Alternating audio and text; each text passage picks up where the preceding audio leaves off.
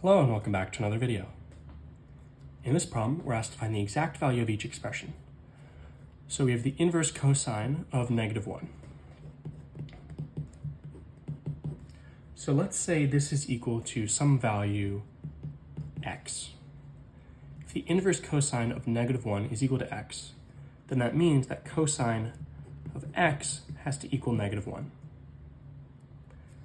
Therefore, we just have to find the values for which cosine is equal to -1, except the fact that the cosine inverse function has a restriction on it.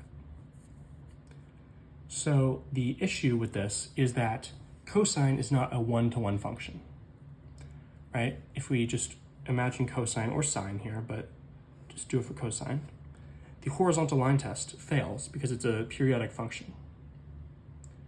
So therefore, cosine here, we are able to take its inverse and get to the inverse cosine if we restrict it from 0 to pi. Right, and you could restrict it on any section, but this is the section that's standardly chosen. So instead of finding any value for which cosine is equal to -1, we have to find it when 0 is less than x less than pi, somewhere in this interval. And we find it not by looking at the trigonometric possibilities for it, but by looking at the basic graph, where if I draw it a little bit clearer, where we have pi over 2, pi, and 3 pi over 2, right? We're going from 0 to pi, so we start at 0, 1, then it goes down to 0, then it goes down to -1, then it goes up to 0 again, but we stop there because this is the only part on which we are taking the inverse.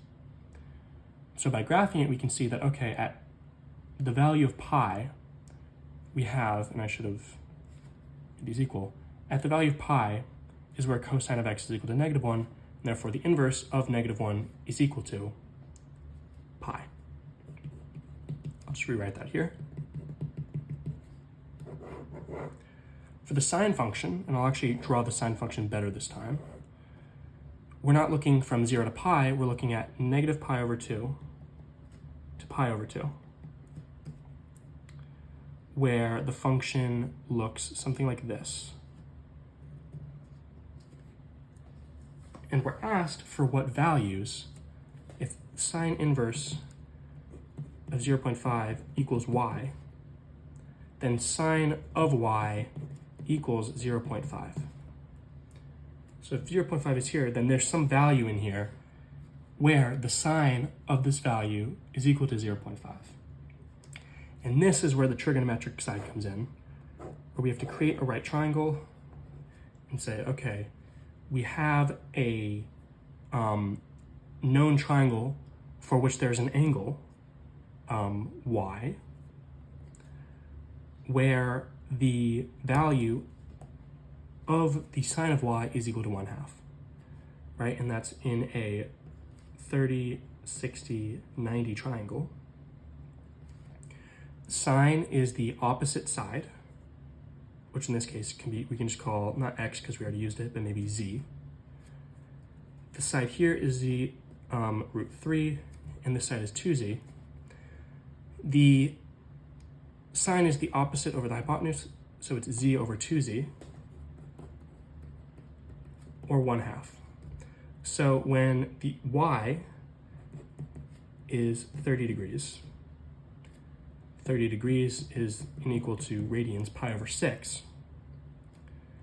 When y equals pi over 6, the sine of y equals 0.5 by our demonstration, and therefore the sine inverse of 0.5 equals pi over 6. So hopefully it was a little bit clearer by the end of this how you actually go about solving these problems. You turn it into a function regarding the original. You inflict a domain restriction on these trigonometric functions so they are one-to-one. And then you find for what values do these functions equal whatever the cosine inverse or sine inverse is taking on. Here we're able to just look at the graph Again, not with this graph right here, since that wasn't very clear. I apologize for that. But by just looking at this clear graph and saying, okay, this is when it hits -1, and here, it's not a specific value, right? You're not going to be able to see pi over 6 in this graph. So we look at a triangle in which the sine is equal to 0.5, and then we turn that from degrees to radians and get our answer.